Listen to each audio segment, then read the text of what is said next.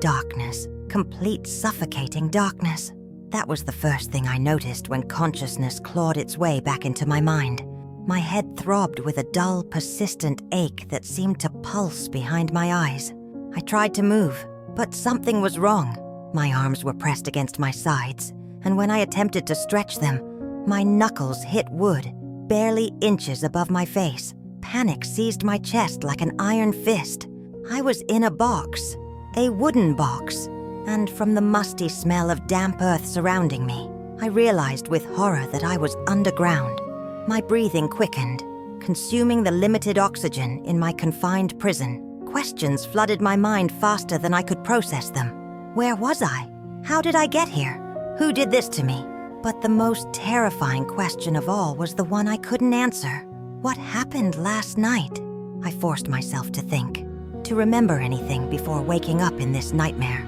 But my memory was a blank slate, wiped clean like someone had taken an eraser to the last 24 hours of my life. The last clear memory I had was leaving my office downtown on a regular weekday afternoon. Everything after that was just gone. My fingers explored the wooden surface above me, searching for any weakness, any gap that might offer hope. The box was solid, professionally constructed. This wasn't some hastily thrown together grave.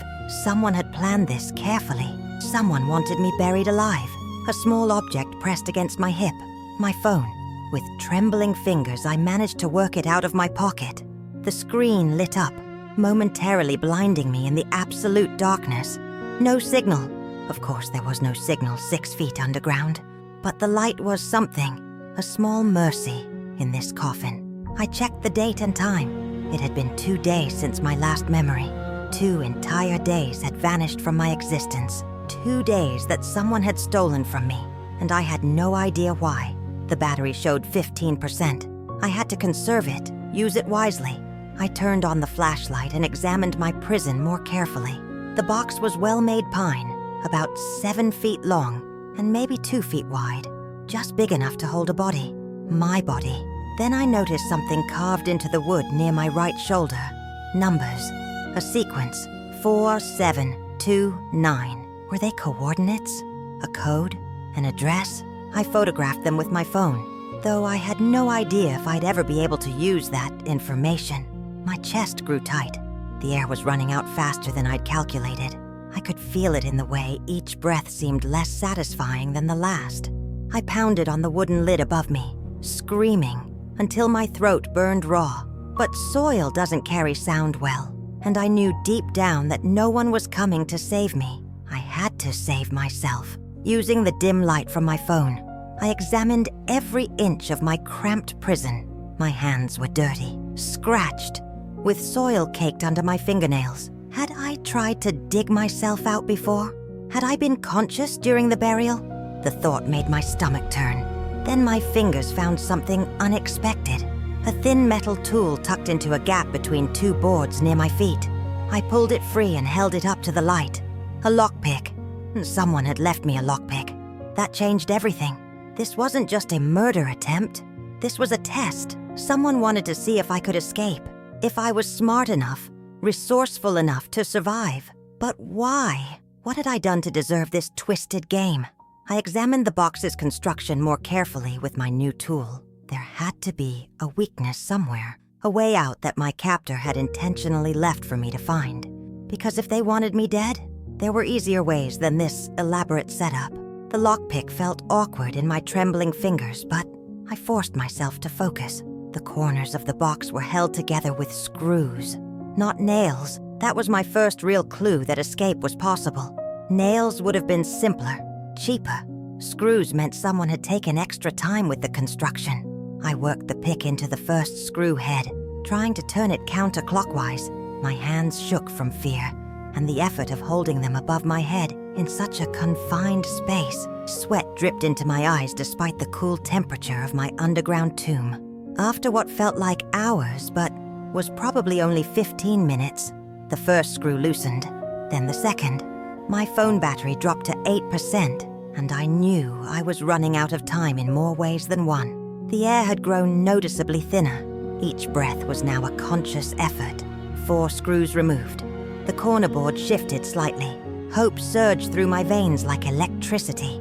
I wedged the lockpick into the gap and pried with all my remaining strength. The wood creaked, groaned, then suddenly gave way. Soil poured through the opening, filling my mouth and nose. I coughed, sputtered, but kept working. More screws, more boards. The soil kept coming, but with it came something precious, fresh air. I could smell the earth, but also trees, moisture, the outside world. I was close to the surface. My fingers broke through the last layer of soil, emerging into open air.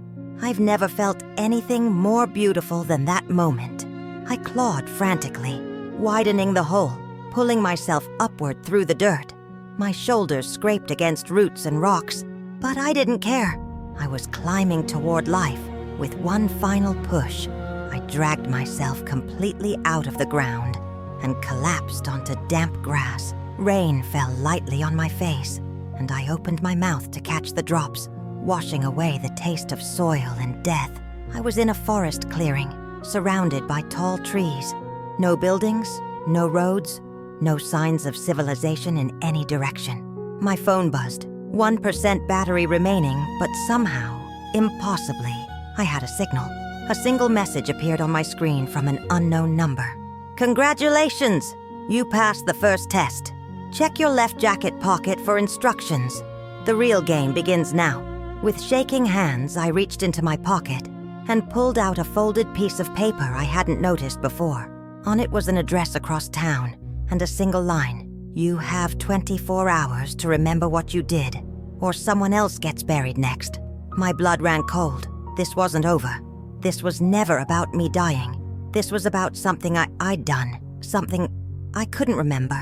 And now someone else's life depended on me recovering those missing 2 days. I looked around the clearing and spotted a dirt road about 50 yards away. Every muscle in my body screamed in protest, but I forced myself to stand. The rain intensified, washing some of the dirt from my clothes and hair. I started walking toward the road, my mind racing. Who had I crossed? What had I witnessed? What secret was buried in those missing 48 hours that someone was willing to kill for? I didn't have answers yet, but I had something more important. I had 24 hours, and I was alive. Whatever game my captor had started, I was going to finish it. And I was going to win. The address in my pocket felt like it was burning a hole through the paper. Time was running. Someone's life hung in the balance.